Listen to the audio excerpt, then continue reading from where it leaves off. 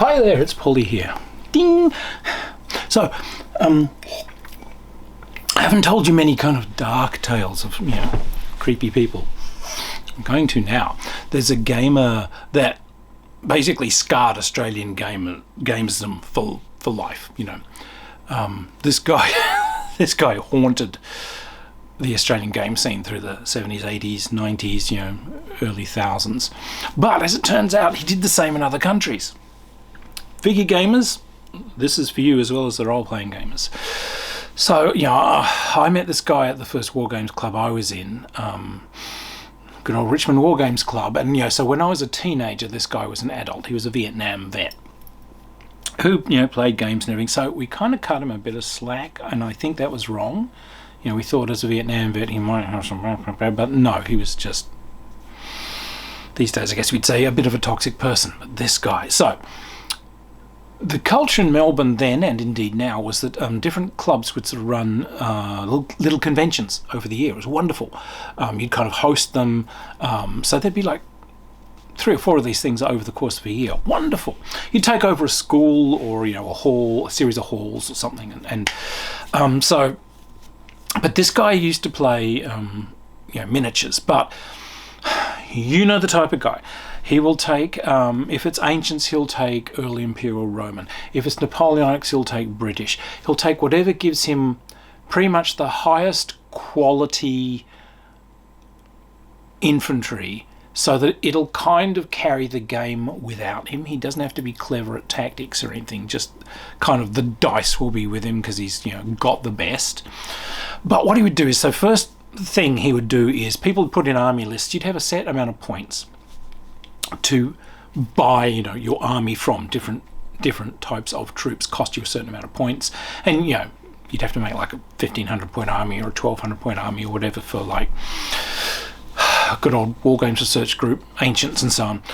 So what he would do is he knew that all of these army lists, you had to give them to the umpires before you played, so they got them on record, but he knew that people would put them in a rush in the last few days before the convention. So he would make sure these came in the height of the rush so that these guys aren't going to go through and do all the maths. And what he would do is he would just make the individual things cheaper. So if it was an 8-point figure that he had to buy, it would suddenly be 7 points in his list. So he'd get about 20% more bounce for the buck. He got caught at this, of course, when he ended up playing someone who had the same army.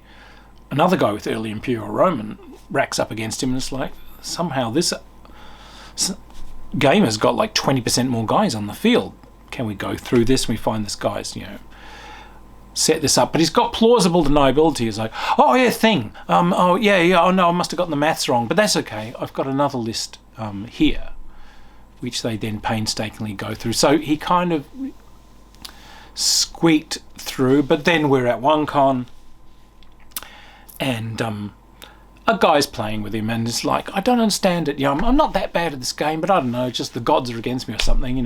I think I'm doing all right, but then, we'll roll dice, and I'll just get normal, 1s, 3s, 5s. And this guy, he'll roll like 12 dice, and they'll just just all be 6s. Friend from my role-playing group goes, ding, because we knew him. He was in our role-playing group, of which more later. But yes, my friend said, roll 6s, do they? What table's he on? So my friend grabs one of the organisers, the umpire, just come with me, and just swoops past. And this toxic game is in the middle of a miniatures game, so my friend just swoops by and just scoops up all of his dice. And this is being held in a primary school, so like the school pets are still there, so there's like a goldfish tank. So my friend just, as he goes past, just drops all these dice into the goldfish tank, and they all sink with the 1s at the bottom and the 6s on top. All of them in a body, 12 dice. Boom, straight 6s there on the bottom of the tank. Best demonstration I've ever seen. Yeah. What this guy has done is he's taken a D6, he's drilled into the 1, which is opposite the 6 on a D6, and he's taken a piece of lead shot, and he's just tapped that in there, and then he's painted over the spot again. So now it's heavy on the 1, so these things will always roll a 6, and this is what he's doing. But wait, there's more. So in many of these games, it's like people would be like, stopping their troops just out of like charge range or just out of firing range or something, you know. So they're playing the game properly, you know. Yeah, I don't want to be in range of your muskets or whatever, so I'm going to stay outside of range or whatever. But when it's, you know, this guy's turn, it's like, oh, you're in musket range. What? I measured that. Nope. See, you know, here we go. And he have a normal someone else's ruler next to them and just casually do. So you could see, you know, he hasn't actually got repainted a ruler or anything with bigger marks. But then someone finally took a look at it. It's a rubber ruler that he's brought. So this thing can stretch. So what he's doing is he's brought this ruler and he can just stretch it that extra inch. So his guys will always be able to just, you know, reach you in charge, just reach you with that cannon or whatever when you decided not to. So one of the reasons like conventions provide you with dice and you know, measuring tools and so on now is this guy. It hadn't crossed anyone else's mind. We're all gamers, but this guy. He would of course roll role-playing game characters and so on with these weighted dice as well, to an extent where we would purchase those giant kind of D20s, and you know, you get to roll with this, mate. Yeah, fantastic. You know, he'd always buy scenarios, secretly read them, and then because he knew someone else was going to play the store-bought thing, you know, this sort of stuff. He just wouldn't stop. So it also has to be said, this guy, was somewhat grotesque. He had a personal habit of wearing these very kind of loose shorts, but no underwear under them. So what this guy would do was, for some reason, would always be lifting the shorts up and flopping himself out and inspecting himself. Oh my God. So anyway, I go to the UK. I was doing a game with Terry Pratchett.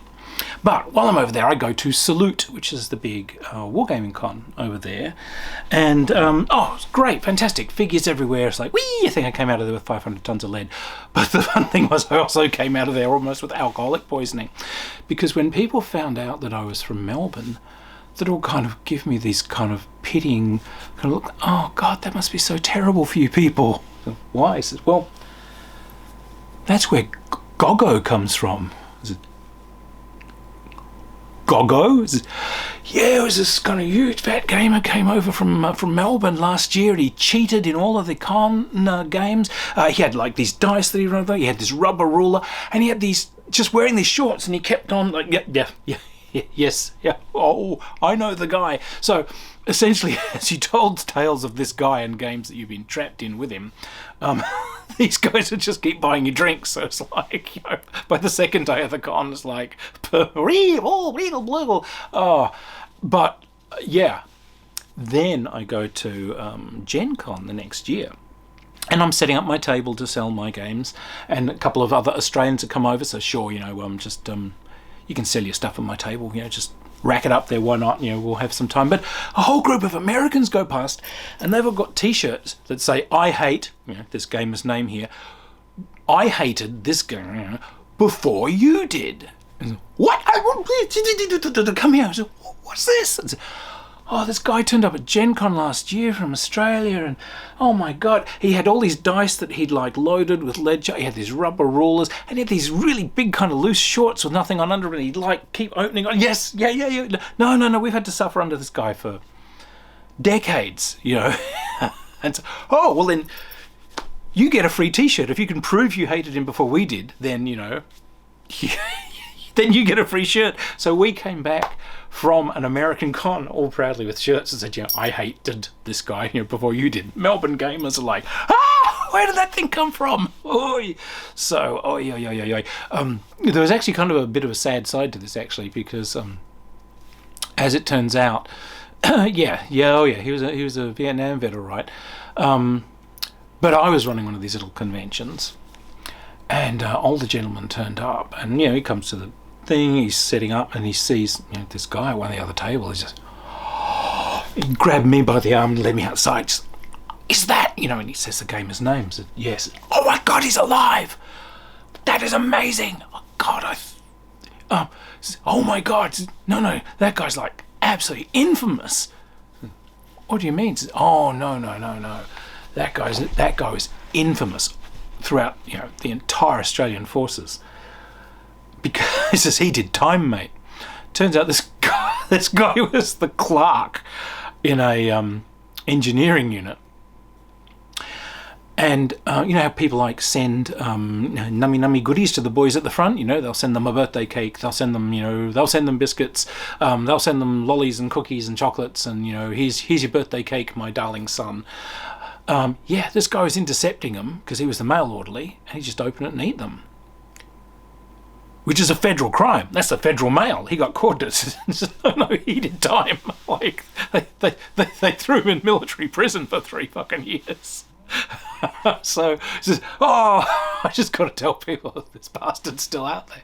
So, oh my God. So yeah, that was probably the most toxic figure I've ever come across in gaming. There were entire conventions that just had a rule that he wasn't to turn up. A broken guy, but oh my God, the trail of damage he left. Anyway, for all those who had to suffer, cheers.